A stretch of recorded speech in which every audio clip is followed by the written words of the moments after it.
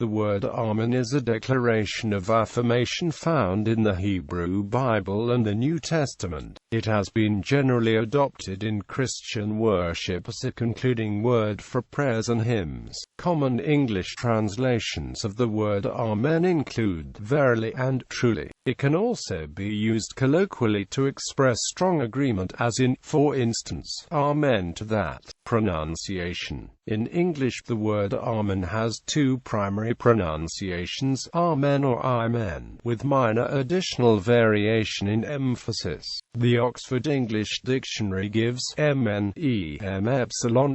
In Anglophone North America, the Amen pronunciation is used in performances of classical music, in churches with more formalized rituals and liturgy, and in liberal to mainline Protestant denominations, as well as almost every Jewish congregation, in line with modern Hebrew pronunciation. The Amen pronunciation, a product of the Great Vowel Shift dating to the 15th century, is associated with Irish Protestantism and conservative evangelical denominations generally, and is the pronunciation typically used in gospel music. In Arabic, the pronunciation Amin is used upon completing a supplication to God or when concluding recitation of the first Surah Al-Fatiha in prayer. Etymology. The usage of Amen, meaning so be it, as found in the early scriptures of the Bible, is said to be of Hebrew origin. However, the basic triconsonantal root from which the word was derived is common to a number of languages, such as Aramaic, in the Semitic branch of the Afrasian languages.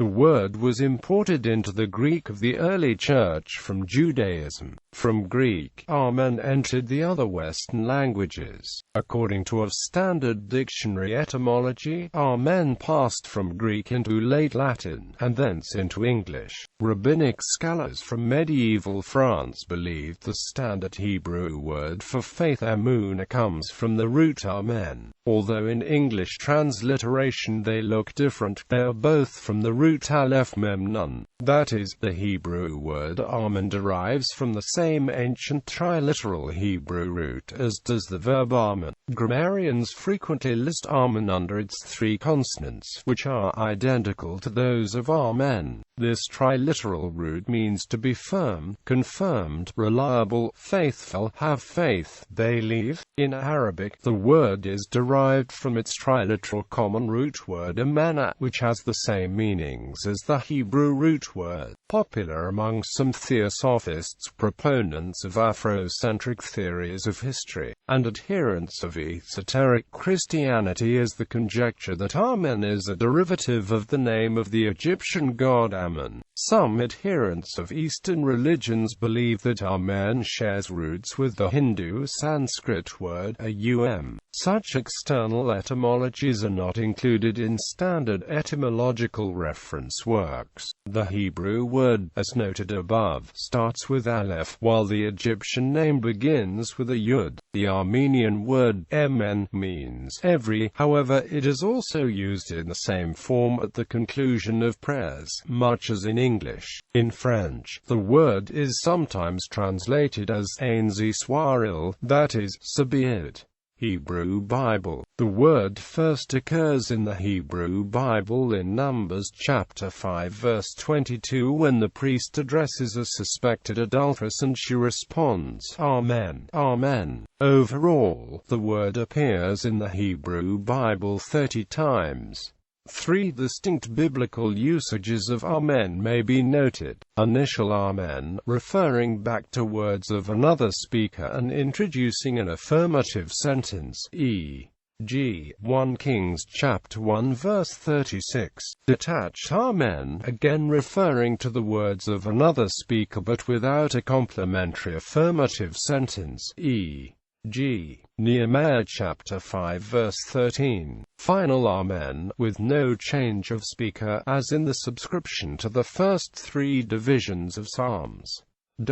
New Testament. There are 52 amens in the Synoptic Gospels and 25 in John. The 5 final amens, which are wanting in certain manuscripts, simulate the effect of final amen in the Hebrew Psalms. All initial amens occur in the sayings of Jesus. These initial amens are unparalleled in Hebrew literature, according to Friedrich Delitzsch, because they do not refer to the words of a previous speaker but instead introduce a new thought. The uses of amen in the Gospels form a peculiar class. They are initial, but often lack any backward reference. Jesus used the word to affirm his own utterances, not those of another person, and this usage was adopted by the Church. The use of the initial amen, single or double in form, to introduce solemn statements of Jesus in the Gospels had no parallel in Jewish practice. In the King James Bible, the word amen is preserved in a number of contexts. Notable ones include the Catechism of Curses of the Law found in Deuteronomy chapter 27. A double amen occurs in Psalm chapter 89, to confirm the words and invoke the fulfillment of them. The custom of closing prayers with amen originates in the Lord's Prayer at Matthew chapter 6 verse 13. Amen occurs in several doxology formulas in Romans chapter 1 verse 25, 9-5, 11:36, 15:33, and several times in chapter 16. It also appears in doxologies in the PSS. This liturgical form from Judaism. It concludes all of Paul's general epistles. In Revelation chapter 3 verse 14, Jesus is referred to as the Amen, the faithful and true witness, the beginning of God's creation. The whole passage reads as, "And unto the angel of the church of the Laodiceans write, These things saith the Amen, the faithful and true witness, the beginning of the creation of God."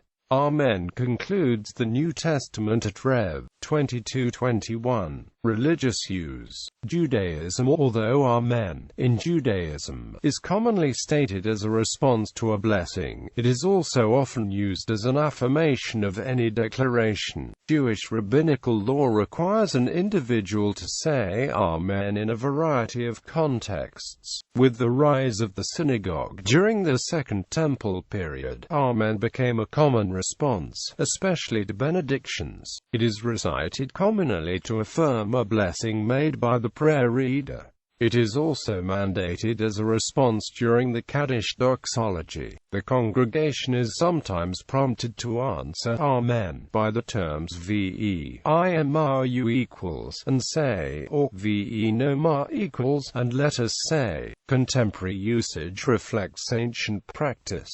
As early as the 4th century BCE, Jews assembled in the temple responded amen at the close of a doxology or other prayer uttered by a priest. This Jewish liturgical use of amen was adopted by the Christians. But Jewish law also requires individuals to answer amen whenever they hear a blessing recited, even in a non-liturgical setting. The Talmud teaches homiletically that the word amen is an acronym for the phrase recited silently by an individual before reciting the Hmxhmx. Jews usually approximate the Hebrew pronunciation of the word amen, amen, or mien, or man. Christianity. The use of amen has been generally adopted in Christian worship as a concluding word for prayers and hymns and an expression of strong agreement. The liturgical use of the word in apostolic times is attested by the passage from 1 Corinthians cited above, and Justin Martyr describes the congregation as responding amen to the benediction after the celebration of the Eucharist. Its introduction into the baptismal formula was probably later. In Isaiah chapter 65 verse 16, the Authorized Version has the God of truth. Jesus often used amen to put emphasis to his own words. In John's Gospel, it is repeated, verily, verily. Amen is also used in oaths and is further found at the end of the prayer of primitive churches. In some Christian churches, the Amen corner, or Amen section, is any subset of the congregation likely to call out Amen in response to points in a preacher's sermon. Metaphorically, the term can refer to any group of heartfelt traditionalists or supporters of an authority figure. Amen is also used in standard international French, but in Cajun French ainsi soiril is used instead. Amen is used at the end of the Lord's Prayer, which is also called the Our Father of the Pater Noster. Islam, Amin is the Arabic form of Amen. In Islam, it is used with the same meaning as in Judaism and Christianity, when concluding a prayer, especially after a supplication or reciting the first Surah al-Fatiha of the Quran, and as an assent to the prayers of others.